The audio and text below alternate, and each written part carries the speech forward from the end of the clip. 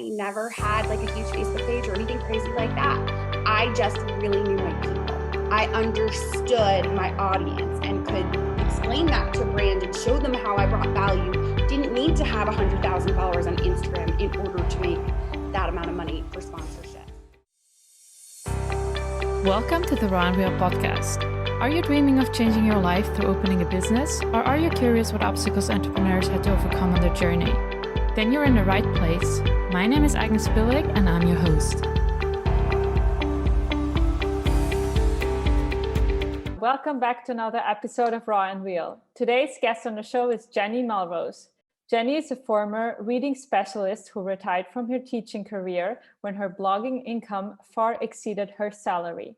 Now she's a content strategist that helps entrepreneurs better understand their messaging and unique positioning in the online space.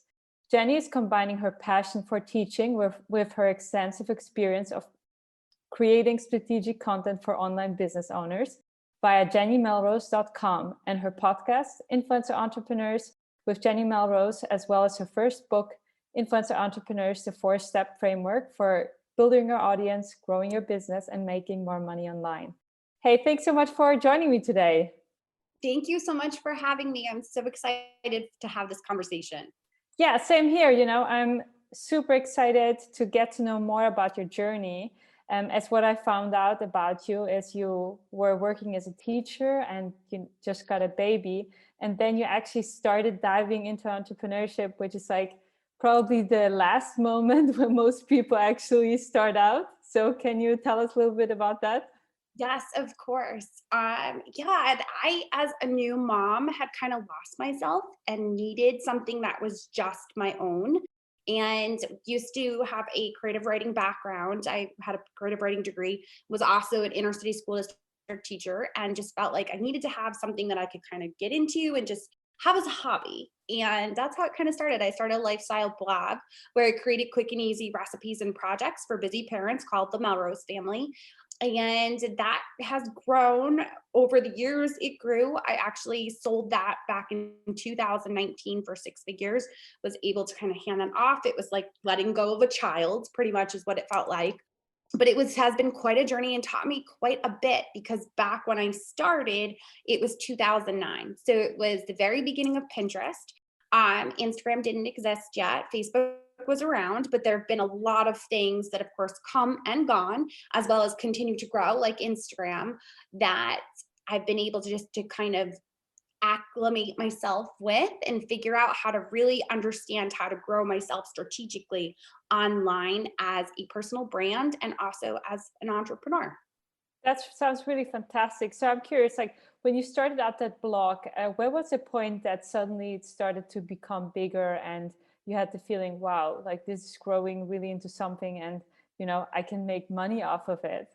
Yes. So for me, I actually, at that time, we lived about an hour north of New York City. And I had heard through like Facebook groups and things from other bloggers that there was a conference in New York, and had said to my husband, I need to go to this. I just need to see what's out there, try to understand it better. I love to learn and want to do the professional development and understand things better.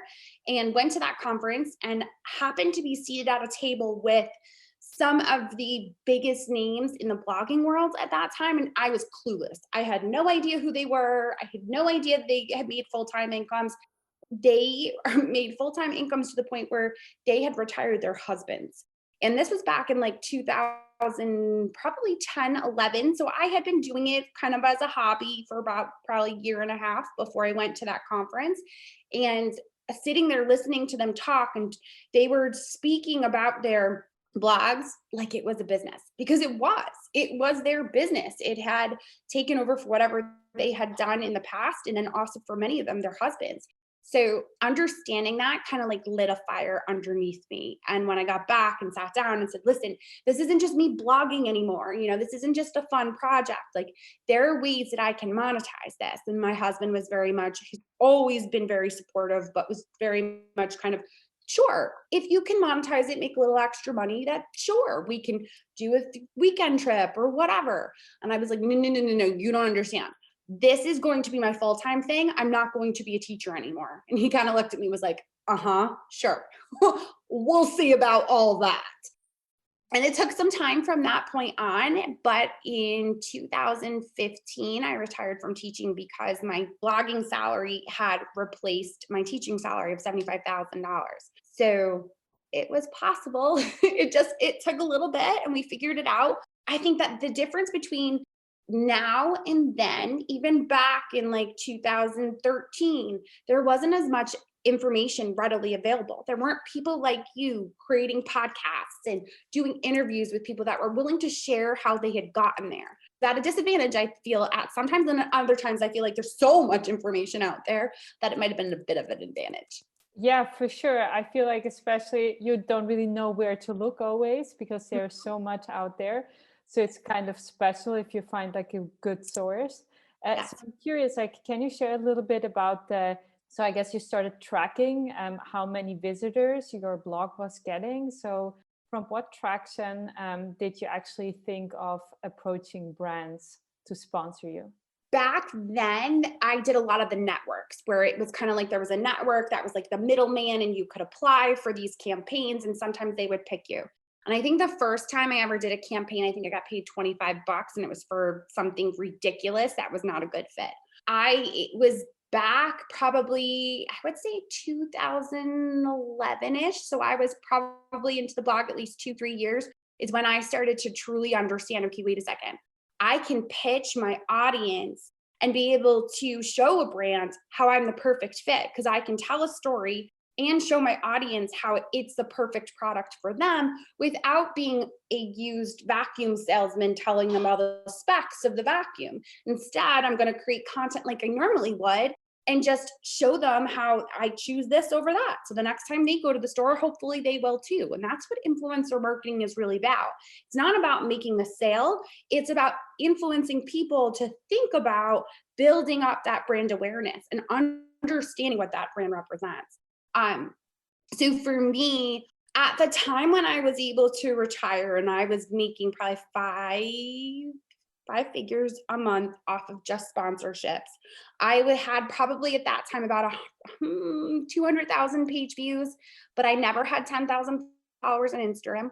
And I never had like a huge Facebook page or anything crazy like that. I just really knew my people.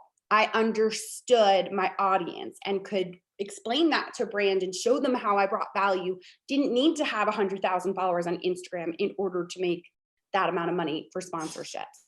So when it comes down to that, like working with brands like that, it's not about the number of followers or page views. It's about whether or not you know your audience and who they are and what they are coming to you for. So that I find also very fascinating, right? That you also see sometimes there are podcasts out there where the podcaster doesn't have a huge following on social media, but then they have such a big number of downloads on iTunes or Spotify, right? Which is like a completely different platform. So I'm wondering, you say it's not about the number of followers on Instagram. How did you convince these brands that you're worth sponsoring, right? If you didn't have that following, like, yes, you were talking about the value of your audience, but like they must have asked for some type of statistics or metrics, right? Yes. And the more metrics you can give them, the better off that you are. So I always recommend, especially people that haven't done any sort of sponsorships or anything like that in the past, do a case study.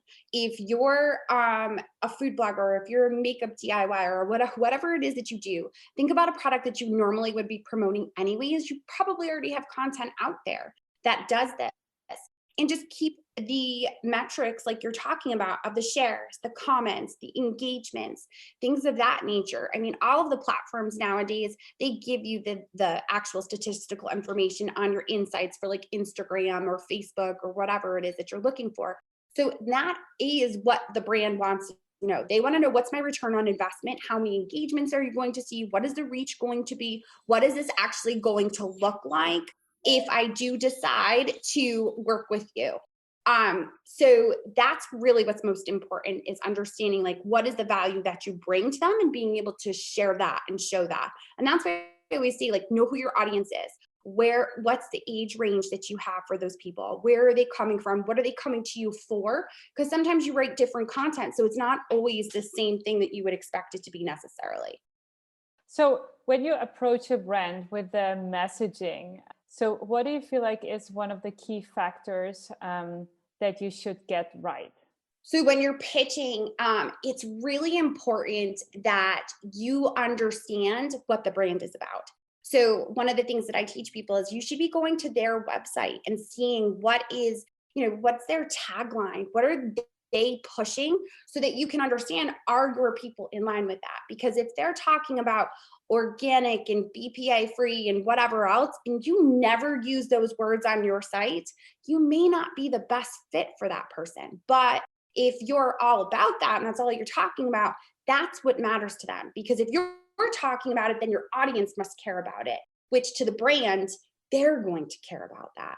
So I think when you're actually creating that initial pitch, it's important that you show the brand that you know what they want, what their talking points are, because a lot of them, it's all about those key performance indicators. What are you going to build up for them by working with them? And as an influencer, it shouldn't be sales. It should be brand awareness. You're going to be able to get a higher reach because you're going to do Instagram reels.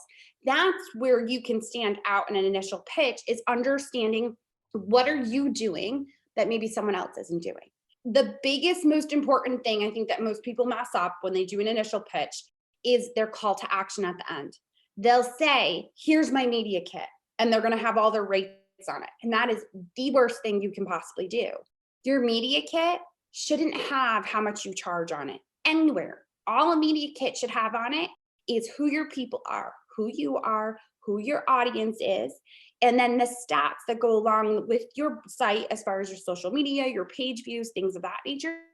Who else have you worked with?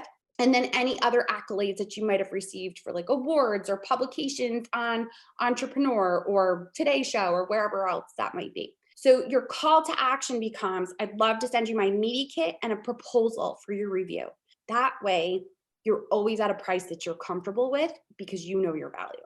So you feel like especially you should double check the keywords that they're using on their website to put them ideally in your posts before you send them a message, and then also integrate them in your email? Yes, definitely. And when you're talking about like keywords, it's that whole, like we gave that example of the organic, or I know in particular, I had worked with Neutrogena years ago, and that was when they were first coming out with their sunscreens and how it was meant for all different types of skincare. That was part of like their tagline and what they were promoting. I looked to see, and that was the exact language I used back to them. And to them, that's like, okay, she gets what our brand is. She understands, she cares, she's either done the research or she knows us. And let's see how we can make this work. So if someone were to start out and want to be an influencer, so let's say they start a YouTube channel, blog, podcast, whatever medium they go for, and then what do you think is the best point for them to start thinking about approaching some brands? Like what kind of numbers would you say they would need to have? And what do you think is the best place to start looking for a good brand to work with? So a couple things before we can even get to the questions that you asked is that when you are starting to be an influencer and trying to grow your presence, it's important that you don't just build your entire business on rented property. And that's what Instagram is. That's what any social media platform is. You cannot simply just build your platform there, your entire business, because they could shut you down at any point. They could turn around and close down the whole business. Vine went away. Google Plus went away. I had over 600,000 followers over on Google Plus. It was a platform that never really took off. They turned around and shut down. All of those people were lost. Now, so with that being said, if you are going to be an influencer, grow an email list, grow a blog, have something that is yours as well as the social media platform. Because like I said, if it shuts down, you want a way to already be capturing those people, growing that email list, or having them to be able to listen to a podcast or be able to go and find you on your blog. It's really important that that is one of the first steps that you do. So then when we're looking at the numbers and what you need to have, honestly, there isn't a magic number. I know people hate that answer because they're like, come on, just give us a number. It's not. I have had clients that have 500 followers on Instagram and they're not even seeing 500 page views in a month. And they've been able to do sponsorships that are paid. Wow. And it's because they know their people. They know who is coming to them and what they are coming to them for. It is not just a random brand that they have decided to work with. It's a brand that's a perfect fit for those people. And those people engage and they leave comments and they share the stuff. It's not really a matter of numbers. I always say that as long as it's not your mom, your best friend, and your sister that are reading or watching your content or are your followers, then honestly, you can pitch. As long as you can tell me who your people are and what they are coming to you for, and that they talk to you, then you can pitch. But I have a lot of influencers who can't answer that question. And I've had influencers that have 50,000 followers on Instagram. And they can't answer that question. That's a problem.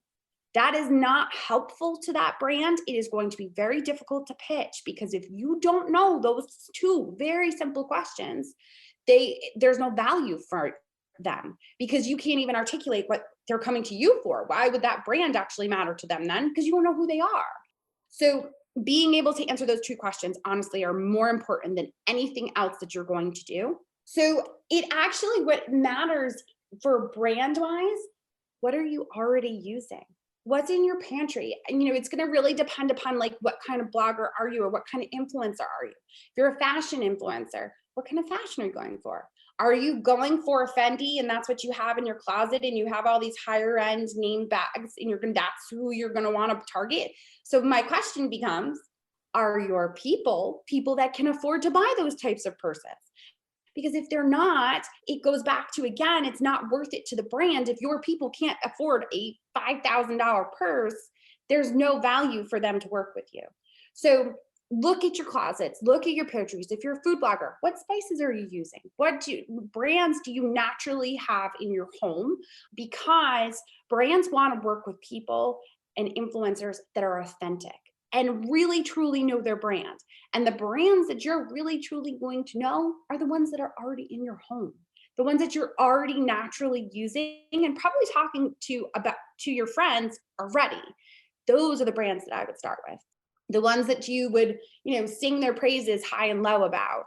And to start off, the most important thing to do is to find that email address so that you can reach out to them. You can often get that from their website by going to media or press releases, and they'll have that email on there. You can also always start the conversation on Instagram, but you're not looking to say, hey, do you work with influencers, and pitch them in their DMs because they're going to ignore you. But you can ask, hey, can I just get the email address for the person on your team that works on influencer campaigns? And you can then take that and send that email with the right, correct initial pitch. That's brilliant. So you mentioned already the Instagram DMs. So I heard you talking about the fact that you use your DMs partly to convert clients. So can you share a little bit about your messaging strategy? So if you have maybe, for example, like a spreadsheet and then message week 1 and then 3 weeks later message 2, or how that works for you? Yeah, so I actually use my DMs not necessarily to interact with brands, but to interact with my audience. I think Instagram stories are the best place to do this. If you're sitting, you're listening, and you're going, God, she said I have to know who my people are and I don't know who they are, get on stories and ask them, have a question, just have a conversation with them. And that's how I use my DMs. I will get onto Instagram stories and I'll start talking about whatever it is, whether it's a podcast episode, whether it's a brand that I like and use. So let's say I'm that influencer that just did a makeup tutorial that is sponsored and I used a particular brand of makeup. I'm going to get on, I'm going to do a story saying, hey, oh my goodness, I put together this great makeup tutorial that's going to accentuate your lips. Do you guys struggle with finding the perfect lip liner? And I'm going to use a poll that says, heck yes, and nope, I have, no issues. Anyone that then says, heck yes, I'm going to go and have a conversation with. And I'm going to look to see, because you can actually see in your insights who clicked what. And if they said, heck yes, I'm going to say, what lip liner do you actually use? And I'm going to wait for their answer. And then I'm going to go back and forth, because in my stories, I'm going to continue with that set of stories saying, I put together this awesome tutorial that's going to walk you through how to make sure that you really accentuate your lips with this amazing lip liner. The lip liner is, maybe I'm going to tag them. And then I am going to say, if you're ready to watch the tutorial, again, I'm going to use a poll that says heck yes or already watched it. And then again, anyone that says heck yes, I'm going to DM and say, hey, here's the tutorial, so that you can go over and watch it. And then if it's sponsored, I'm probably going to do another one and say, this is the specific lip liner that we're using in this tutorial. If you want to link directly to it, I'll drop it in your inbox. And again, that's all a conversation in DMs that I'm having, because by getting into their DMs, you're effectively doing two things. The first thing that you're doing is you're building a relationship with them. You're not just some random person shouting out at the universe, which is kind of what happens on Instagram. Instead, you're a person that's in their DMs having a conversation, and you should be having a conversation once they start answering some of the questions that you've asked. The second thing is that by getting into your DMs, you are effectively messing with the algorithm a little bit, because Instagram sees that when you get into their DMs, Instagram sees those people as your friends. So now your content is going to be more likely to be shown to them in the feed, your reels, your stories, whatever else it is. So you are affecting the algorithm by actually getting into those DMs. And that's where that conversation really continues. So whether you are trying to promote your own blog post, or you're trying to promote someone else's a product for, let's say, an affiliate, I do everything in stories, and I use that poll feature, because I can then DM them and have a conversation about whatever that story was about. So if someone would be starting out with these stories to interact more with their audience, and they wouldn't have any brand contract so far, and they would just be posting about their daily lives or their passions, where would you say someone should ideally start? Ideally start, just hit the button and start, honestly, because stories are they're only there for 24 hours. Virginia Kerr is fabulous on Instagram. She talks a lot about video, and she actually referred to Instagram stories are your daytime drama. It's the everyday kind of like that drama that you would watch in the middle of the afternoon. And your reels should be your advertisement for your business that you're trying to attract new people to. But your stories are for the people that are already following you and giving them an opportunity to get to know you better.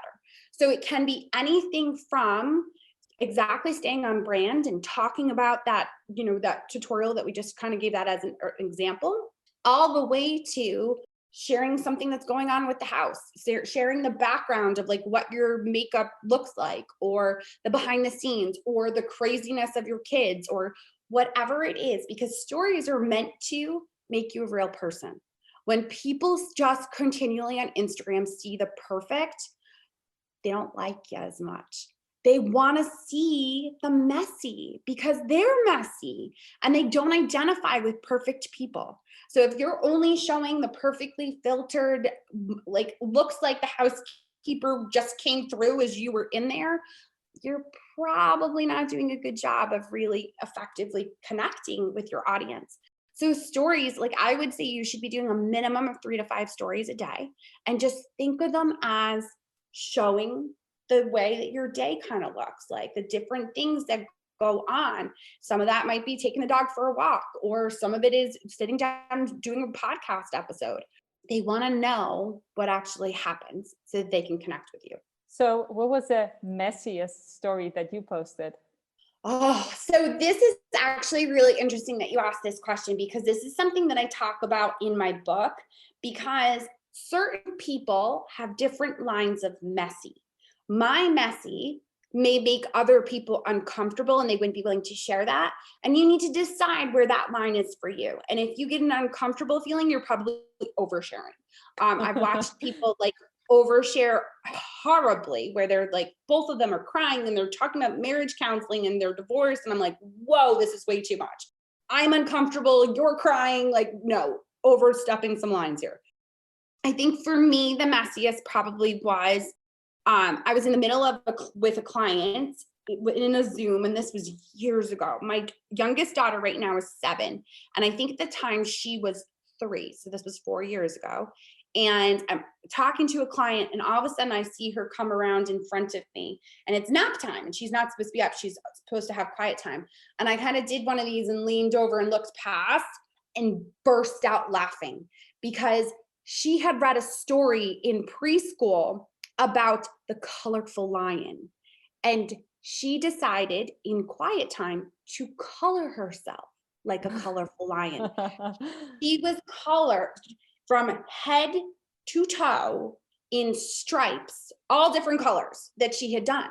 And I didn't know what else to do. Like I burst out laughing, picked up my phone and like just took a quick picture and was like, this is what's going on.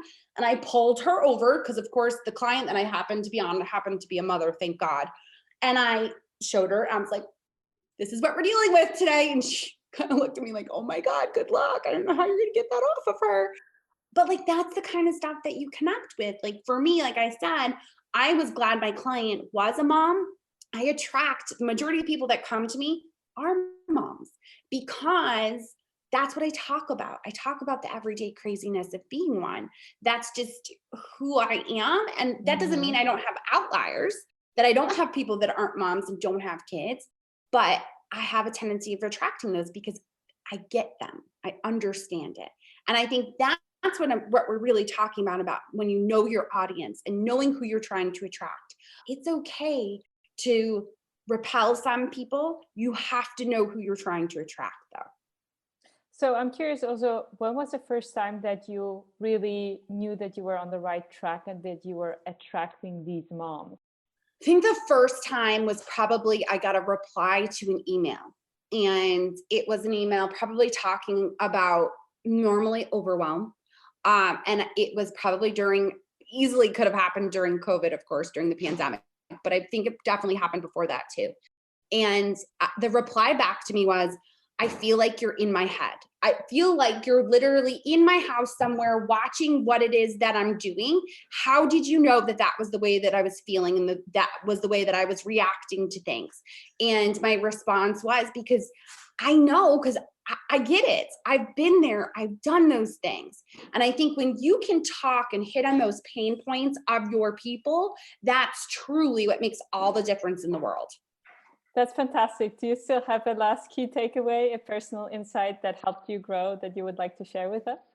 A last takeaway. I would say really start to figure out what it is that makes your people tick and how they're struggling, because that's what you're going to be able to solve for them. When you have a solution for them and you know why you have that solution and how you're going to be able to solve it, that's when your messaging and the way that you try to attract your audience is always going to work, because you know that solution that you are actually providing them with. And how can people get in touch with you? The best place is definitely on Instagram at Jenny_Melrose. Send me a DM. If you are any questions that you have, that is definitely the best place. And then I also have my podcast, Influencer Entrepreneurs, as well. I've been podcasting for just over 4 years now, so there's quite a bit of content. That's fantastic. Thank you so much for sharing all of these tips. I would also highly recommend for everyone to check out Jenny's podcast and also make sure to follow her on Instagram. And just please let us know in the comments below the video what your favorite insight was from today.